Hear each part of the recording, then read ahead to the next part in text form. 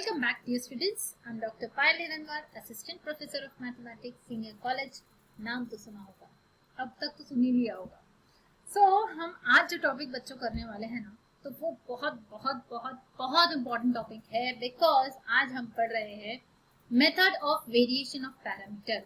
और जिन्होंने मेरा वीडियो देखा होगा जिसमें मैंने ट्रिक्स बताई हुई है कि आपको RTMNU की एग्जाम में कैसे गुड मार्क्स स्कोर करने हैं, कुछ ट्रिक्स बताई है. तो उस वीडियो में मैंने आपको बताया है कि ये जो टॉपिक है method of variation of parameter, इस टॉपिक पर आपको डेफिनेटली एक क्वेश्चन एग्जाम में मिलने वाला है. दैट इज वाई आज का वीडियो बहुत इंपॉर्टेंट है, ध्यान से देखना. और द गुड न्यूज इज ये बहुत इजी टॉपिक है, मतलब मजा आएगा आपको सॉल्व करने में. Let us see what is it exactly.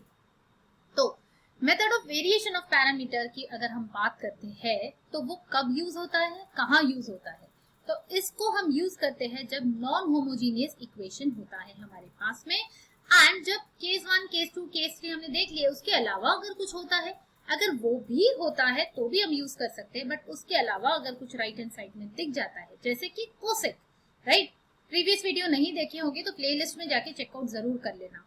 तो हमने पीआई के जो 3 केसेस देखे थे उसमें कोसेक एक्स कहीं पर भी नहीं था, राइट. तो अगर इस टाइप का आ जाए differential second order differential equation, तो कोई तो मेथड होना चाहिए ना. तो तब हम यूज करते हैं वेरिएशन ऑफ पैरामीटर. ठीक है. अब इसको कैसे सॉल्व किया जाता है, इसके लिए एक वर्किंग रूल है जो कोई बुक में नहीं है, ये मैंने आपके लिए बनाया हुआ है, जिससे आपका काम बहुत आसान हो जाएगा. देखो मैं इजी तरीके से बताती हूँ आपको. सबसे पहले अगर आपको वेरिएशन ऑफ पैरामीटर यूज करना है, और हाँ एग्जाम में लिख के आता है इस क्वेश्चन में, solve the given example using method of variation of parameter, तो आधा काम तो आपका वहीं पे सॉल्व हो गया. मतलब टेंशन ही नहीं है यहाँ पर आपको कोई कि एनालाइज करो, सोचो कौन सा मेथड लगाना है, ये कौन से टाइप का एग्जाम्पल है, सोचने की जरूरत ही नहीं है, क्लियरली मेंशन होगा. जैसे ही दिख गया method of variation of parameter, आपको आपके आंखों के सामने ये वर्किंग रूल आ जाना चाहिए. बिल्कुल आंख में आप छपा लो इसको, लर्न कर लो इसको, रट लो इसको अच्छे से. क्या है ये वर्किंग रूल, देखो. सबसे पहले आपको CF निकालना है. तो जब मैंने आपको CF पढ़ाया था, मैंने आपको बताया था कि इसको आप स्किप नहीं कर सकते. ये चीज आपको, अगर आप सेकेंड ऑर्डर फर्स्ट ऑर्डर पढ़ रहे हो तो आपको CF निकालना ही है, सॉरी सेकेंड ऑर्डर. ठीक है. तो CF निकालना है. यहाँ पर CF निकालने के बाद में जो भी वैल्यू आएगी CF की, उसको इस फॉर्म में लिखना है, C1y1 प्लस C2y2. ठीक है. ये एग्जाम्पल जब हम करेंगे तो आइडिया और क्लियर हो जाएगी. इस फॉर्म में लिखने के बाद में हमको क्या करना होता है, स्टेप 2 में हमें यहाँ पे अगेन अज्यूम करना है पर्टिकुलर सोल्यूशन. ठीक है. जैसे हमने पीआई के केसेस में किया था, यहाँ पे भी हम पर्टिकुलर सोल्यूशन को कुछ ना कुछ अज्यूम करेंगे, तो वो फिक्स है. इसके लिए कोई अलग अलग केसेस नहीं होते, एक ही फिक्स होता है, वो होता है uy1 प्लस vy2. तो रट लो इसको, लर्न कर लो इसको. व्हाट डू वी अज्यूम, कैसे अज्यूम करना होता है, किसको अज्यूम कर रहे हैं हम, पर्टिकुलर सोल्यूशन. ठीक है. तो पर्टिकुलर सोल्यूशन का वेरिएशन ऑफ पैरामीटर में इस तरीके से होता है, uy1 प्लस vy2. बहुत सिंपल है लर्न करने के लिए, uv y1 y2. ठीक है. अब u क्या है, v क्या है, y1 क्या है, y2 क्या है. तो बस अगर ये चारों चीजें हमें फाइंड कर ली हमने, तो हमें पर्टिकुलर सोल्यूशन, पर्टिकुलर इंटीग्रल मिल जाएगा, आंसर मिल जाएगा. ठीक है. अब ये कैसे फाइंड करना है, तो y1 के लिए, सॉरी u के लिए एक फॉर्मूला है. पहली बात तो y1 कहाँ से मिलेगा, तो जो हमारे पास CF होगा वहां से हमें y1 मिल जाएगा, CF से ही हमें y2 भी मिल जाएगा. और y1 y2 अगर मिल गया तो u और v फाइंड करने के लिए आसानी जाएगी. तो देखो u का ये फॉर्मूला दिया है, ये भी आपको लर्न करना है. इसमें माइनस y2 r इंटू, अच्छा ये r क्या है यहाँ पे, राइट हैंड साइड. जो भी हमारा राइट हैंड साइड होगा वो जो गिवन इक्वेशन होगा उसमें राइट हैंड साइड यहाँ पे यूज होता है. तो ये फॉर्मूला है u का, ये फॉर्मूला है v का. अब इसमें w एक नई चीज दिख रही है, तो व्हाट इज w, तो w का ये फॉर्मूला दिख रहा है आपको. इसको बोला जाता है एक्चुअली व्रॉन्स्किन. ठीक है. w मतलब इसका वर्ड, इसका नाम है व्रॉन्स्किन. तो ये वैल्यू निकालने के लिए आपको ये डिटर्मिनेंट सॉल्व करना होता है. ठीक है. तो ये हो गया वर्किंग रूल. आप एग्जाम्पल देखते हैं जिससे आइडिया पूरी तरीके से क्लियर हो जाएगी. चलो. तो y double dash plus y equal to cosec x, ये हमारा क्वेश्चन है. जैसे आपको पता है अगर नॉन होमोजीनियस इक्वेशन है तो आपको CF और PI दोनों निकालना है. बट यहाँ पर हम PI सेपरेटली एक्चुअली नहीं निकालते, वेरिएशन ऑफ पैरामीटर में आपको डायरेक्टली सोल्यूशन मिल जाता है. ठीक है. तो CF तो निकालना ही है, CF से ही हमें आंसर मिलेगा। तो CF निकालने के लिए क्या करेंगे, पहले तो हम रिड्यूस करते हैं। रिड्यूस होमोजीनियस इक्वेशन, हमें राइट हैंड साइड को 0 बनाना होता है, तो हमने लिखा y double dash plus y equal to 0। जैसे ही ये मिल जाता है उसके बाद हम लिखते हैं auxiliary equation. What will be the auxiliary equation over here, m square plus plus y dash नहीं है तो ये हो जाएगा plus 1, m square plus 1 equal to 0, मतलब m क्या हो गया, m will be plus minus i। Once you get the value of m, अब ये आपको समझ गया, ये है केस नंबर 3, राइट, केस 3 है ये CF का। तो CF की केस 3 के हिसाब से हमारा यहाँ पर वैल्यू क्या आ जाएगी CF की, it will be e raise to power 0x c1 cos x plus c2 sin x, right, ठीक है।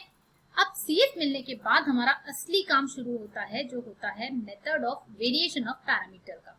तो CF मिलने के बाद में हमें क्या करना है, जो भी CF मिला है उसको इस फॉर्म में लिखना है, c1y1 प्लस c2y2। तो इसको हम कैसे लिख सकते हैं उस फॉर्म में, अब ये वैल्यू तो 1 हो जाएगी, राइट, तो ये हो गई 1, so we will simply write c1 cos x plus c2 sin x। यहाँ पे हमें कुछ करना ही नहीं पड़ा, ऑलरेडी हमें ये फॉर्म में मिल गया, c1y1 प्लस c2y2। ये करने का हमारा इंटेंशन क्या था, इससे हमें y1 y2 की वैल्यूज मिल जाएगी, ठीक है। और वो बहुत जरूरी है क्योंकि हमें स्टेप 2 में देखो हमने लिखा हुआ है वर्किंग रूल में, use values of y1 and y2 from CF। तो CF से हमें पहले निकालना है y1, therefore y1 is equal to, इसको बस कंपेयर करना है इसके साथ, तो मिल गया C1 को छोड़ के जितना भी बचा हुआ होगा वो होगा हमारा y1। तो y1 मिल गया cos x एंड y2 मिल गया हमें sin x। तो y1 और y2 अगर मिल जाता है तो आगे हमें u v निकालने के लिए आसानी जाती है। देखो u में भी हमें y2 की जरूरत पड़ेगी, v में हमें y1 की जरूरत पड़ने वाली है एंड w की भी जरूरत पड़ेगी। तो w में आप देख सकते हो, व्हाट इज w, इसको बड़े फॉर्म में लिखती हूँ मैं, it is determinant of y1 y2 y1 dash y2 dash, मतलब ये डैश की भी जरूरत पड़ेगी, ठीक है।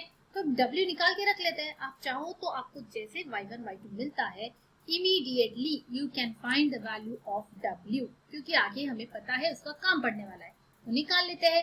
तो w की पहले एक चीज हमें निकालनी होती है, जैसे ही y1 y2 मिलता है उसके सामने आप लिख लो y1 dash and y2 dash, निकाल के रख लो, ठीक है। तो y1 dash will be minus sin x cos x का derivative and y2 dash will be plus sin का डेरिवेटिव हो जाएगा cos x। तो ये मिल गया y2 dash, write it properly, ठीक है। तो y2 डैश हमें मिल गया cos x। अब ये मिलने के बाद में हम w निकाल सकते हैं, w होता है डिटर्मिनेंट ऑफ y1 y2, मतलब यहाँ cos x यहाँ sin x, y1 डैश मतलब माइनस sin x एंड यहाँ आ गया cos x। तो इसका डिटर्मिनेंट निकालना मतलब क्रॉस मल्टीप्लाई करना है, so this will be cos square x plus sin square x मतलब 1। तो w की वैल्यू हमें मिल गई 1। आप चाहो तो ये वैल्यू बाद में भी निकाल सकते हो, बट बिकॉज हमें पता है वर्किंग रूल हमारे सामने है। अच्छा, वर्किंग रूल एग्जाम में लिखने की जरूरत होती नहीं है, ये सिर्फ आपकी अंडरस्टैंडिंग के लिए है, ठीक है। तो आपको पता है W तो लगने ही वाला है, तो कभी भी निकाल के रख लो। अब नेक्स्ट स्टेप में क्या निकालेंगे हम पहले अज्यूम करेंगे हमारा पर्टिकुलर सोल्यूशन। तो अब आपको लिखना होता है इस तरीके से, let yp is equal to, क्या अज्यूम करते हैं, uy1 प्लस vy2। अच्छा, by mistake I said particular solution, पर ये पर्टिकुलर सोल्यूशन नहीं है, पर्टिकुलर इंटीग्रल है, पर्टिकुलर इंटीग्रल। अगर मैंने और भी कोई वीडियोस में गलती से ऐसा बोल दिया होगा तो आप लोग समझ जाना, कभी कभी जल्दबाजी में हम बोल देते हैं, but this is particular integral, ठीक है। तो अब अज्यूम किया हमने, अज्यूम कर लिया, तो उसके बाद में इसमें जो वैल्यूज है वो हमें चाहिए। इसमें कौन कौन सी वैल्यूज है, u चाहिए हमें, v चाहिए, y1 चाहिए, y2 चाहिए। y1 y2 हमें ऑलरेडी मिल चुका है, अब बस फाइंड करना है u और v। अगर u v मिल जाता है तो हमारा काम बन जाएगा, हमें पर्टिकुलर इंटीग्रल मिल जाता है। So let us find out u। u के लिए हमारे पास फॉर्मूला है, क्या फॉर्मूला है, u is equal to integral of, मैं यहाँ लिख देती हूँ, integral of minus y2 into r upon w। अब इसमें व्हाट इज y2 हमारे पास ऑलरेडी है, w हमने निकाल के रखा है, r होता है हमारा राइट हैंड साइड, मतलब यहाँ पर वो है कोसेक x, राइट। बस सारी वैल्यूज पुट कर देते हैं, so we will get it as integral of minus sine x. Sine x कहाँ से आया, y2। अच्छा एक बात ध्यान रखो, यहाँ पर कौन सी कॉमन मिस्टेक है जो बच्चे करते हैं, ये माइनस साइन जो है ना ये आप लोग भूल जाते हो। इतने सारे पेपर्स मैंने चेक किए हैं, आई डोंट नो व्हाई ये कॉमन मिस्टेक सारे बच्चे करते हैं, माइनस साइन भूल जाते हैं। क्यों भूलते हैं, बिकॉज देखो यहाँ पर ना v का जो फॉर्मूला है वो होता है y1r इंटू डब्ल्यू। यहाँ पे माइनस साइन नहीं है बट u में माइनस साइन होती है, तो आप लोगों को ये गलती नहीं करनी है। Remember that you have to put minus sign in u and v में माइनस साइन नहीं डालनी, सिर्फ y1 आएगा। u के साथ y2 आता है, v के साथ y1 आता है, ऐसे याद रखना है। बाकी चीज तो कॉमन है, r अपॉन w।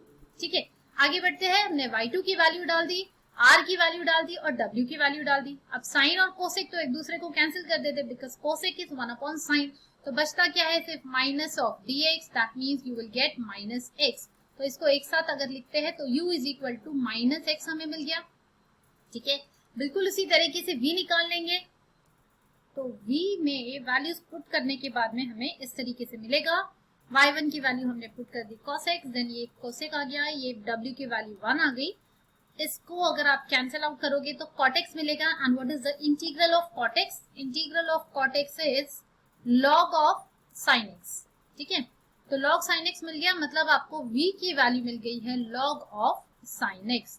तो once you get the value of v, अब आपके पास u, v, y1, y2 सब कुछ मिल चुका है, तो फाइनली हम लिख देंगे final answer that is yp। So yp की वैल्यू क्या होगी, व्हाट इज u है minus x, what is y1 क्या मिला हमें, y1 क्या था cos x, प्लस v क्या मिला है log of sin x into y2 क्या है हमारे पास में sin x। ठीक है, so this is our yp, मतलब पर्टिकुलर इंटीग्रल।